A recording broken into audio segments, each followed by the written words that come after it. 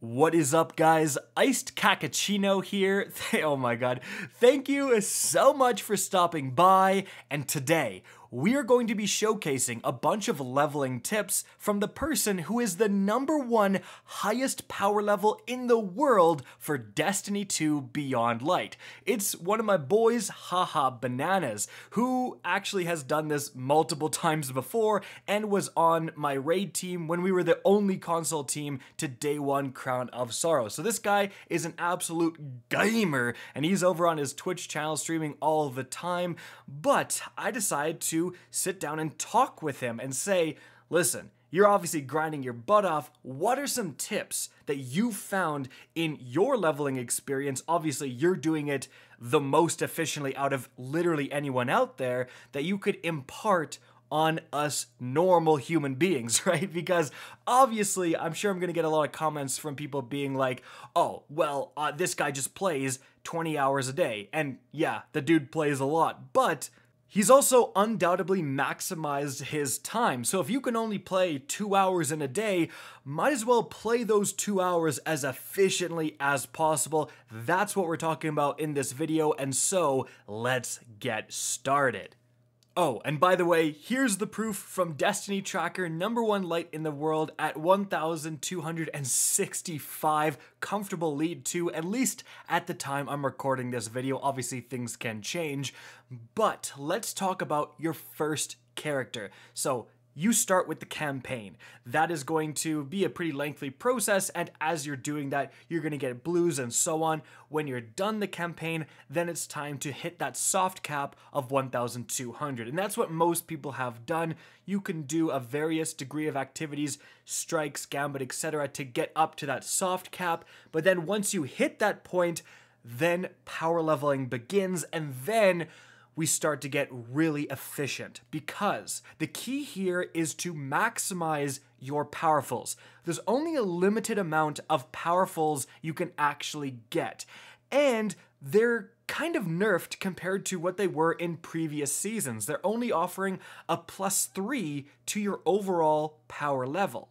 As a result, what normally happens at this point is people follow the +8 rule, because you have 8 pieces of gear, 3 weapons, 5 armor pieces, and if all of those go up by +1, so +8 power levels total, you'll obviously go up by 1 overall power level. So this also means that if you have 1 piece of gear, let's say, you never will, but if you had 1 piece of gear that was 8 above your average power level, then you would bring up your average power level. And so what you can do is, if you're at a completely even point, and then you get 1 +3, another +3, and then +2 somewhere, that's 8 total, you'll go up a point. So this also means that you can basically count your gear, because it's very hard to be at a completely even point when doing this math. You're also going to have gear that is under your overall power level.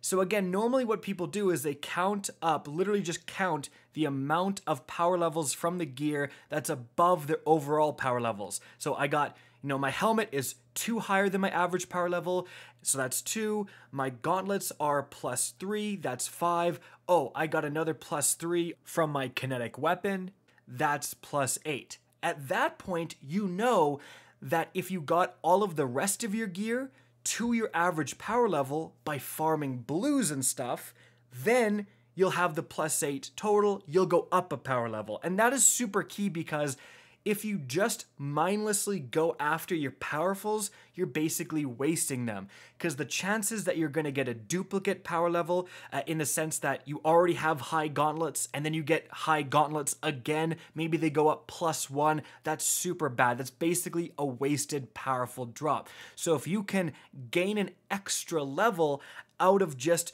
going and grabbing random blues and random purples that drop in the world, they're not powerful, but they'll drop of level, that will give you a significant advantage. Here's the thing that changes everything. Right now, those random blues, those random purples that aren't powerful, they still have a chance to drop +1. 1. And I'm sure a lot of you guys watching have noticed that. You're doing strikes, you're doing whatever, and you randomly get a piece of loot that's kind of high, right? Like it's a blue, and it's like way higher than it should be. Your average is like, 12-12, and you get a 12-13 blue, and you're like, huh? Did I just get a powerful blue? No, random loot can just give +1.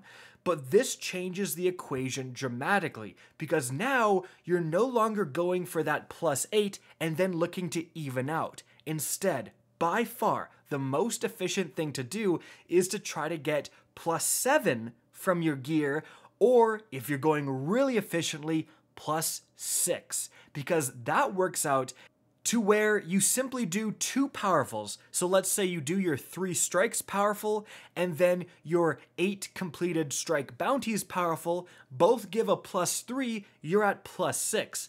At that point, you can grind an activity, and as long as you get 2 +1s, you're at +8, you've advanced to light level. Whereas normally, if you're following the +8 rule, you're burning a whole other powerful, and you're getting 3 powerfuls before balancing out. And when you have, again, such limited powerfuls, saving them for later is just, that makes the biggest difference in the world. But here's the obvious thing. Going for those +1s, going for those random loot drops, that's a pretty time-consuming process for a lot of people. What's the most efficient way to go after those +1s? Because you're going to have so much loot thrown at you to make this efficient. Well, that's why you've been seeing Gambit in the background gameplay. Because it's actually Gambit. Of all the ways to just get a ton of loot, not only get that of-leveled loot to even out, but get those +1s, you gotta be playing Gambit. Now, it was the Lost Sector until Bungie actually nerfed it, but right now, because of the changes to Gambit, it's only 1 round. Like, you're never gonna go into a different round, so it's actually pretty fast. If you win fast, it's amazing, right? If you really efficiently go in, wipe the team with an invade, get your primeval, kill it super fast, you're in and out of there in like 5 minutes, maybe less.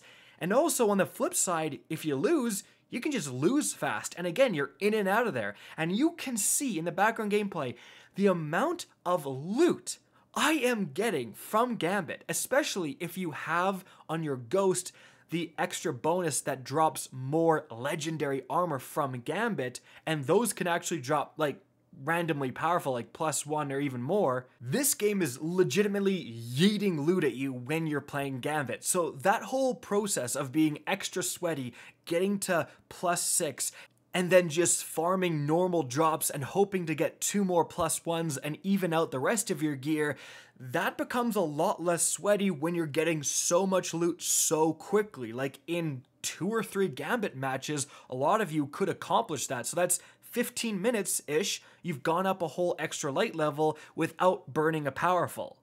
So that is really the big picture way to increase your power level as efficiently as possible. But I actually got some more tips for you guys. Tip number 1, right now, for whatever reason, a lot of the repeatable bounties are dropping much more experience than usual. So Varric's bounties, apparently the repeatable ones, are giving like 11,000 XP. Now, previously the moon bounties were actually doing so, but that was so lucrative, Bungie has actually disabled the ability to get moon repeatable bounties. But apparently some are still dropping high, so grab different repeatable bounties and see which ones are still giving you cracked XP, because some aren't. I tested out the gunsmith bounties, at least for me, they didn't seem to be dropping high, so that is one kind of tip there. Another big tip, some of the old exotic quests seem to be dropping powerfuls. And someone else I know did the Xenophage quest, and it was actually a powerful +5 drop, which is actually insane. So if you have some old quests lying around, you got the Xenophage quest on a random character that, you got it on the first one, you didn't bother to complete it on the second one, maybe it's time to do those lingering quests, because those could be super lucrative as well.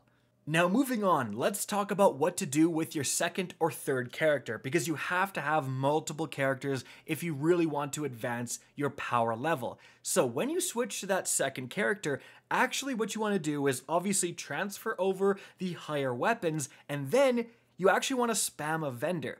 go to Shaxx, go to Zavala, put in your tokens, and get armor. Now that armor is going to drop, because it's a vendor source, it's going to drop -20 to your overall power level. But because your weapons are so high, you can still ascend really rapidly up to, pretty much near the soft cap. And then once those start giving a minimal benefit, then go and do the campaign. You're going to get all these blues and stuff. You're going to ascend, and you're going to reach the soft cap in no time. So at that point, you actually want to play strikes, not gambit. And the reason being is because you can simply play strikes and change your subclass to not match the element, right? And then you won't get the strike powerful. You want to avoid the powerful. You're doing strikes for the drops, similar to what we talked about, the whole gaining of level gear and +1 gear, all that stuff. You can basically get your second character to almost, you're really aiming for -1 of a power level compared to what your first character was at. And then at that point, you want to start doing powerfuls on that second character. If you're having trouble getting to that -1 point, that's when you want to open your Season's Pass and withdraw that armor. That's always going to drop, of light, if not +1. So you can usually plug those few missing gaps in your armor, because on that second character, your weapons are the high, you're always going for armor, right? So that Season's Pass armor is just vital for just finishing that character off, getting those missing pieces, and then you're at a point where you can start going after powerfuls and doing all of the stuff we talked about at the beginning of this video. And one last tip here, just treat pinnacles like normal powerfuls. Some people are saving pinnacles in case they reach the hard cap. That's not going to matter. Just get those done, and again, treat them like a normal powerful drop. And so guys, that's it for the video. I hope you enjoyed, found this informative, and if you did, please remember to help me out by simply rating and especially sharing this video. If you guys want to see more Destiny 2 content similar to this, don't be afraid to slap that subscribe button. If you want to get in touch with me and keep up to date with the latest channel activity, the best way is to follow me on Twitter at RickCacus. That's linked in the description down below. Again, I hope you enjoyed the video, and as always, have a good day.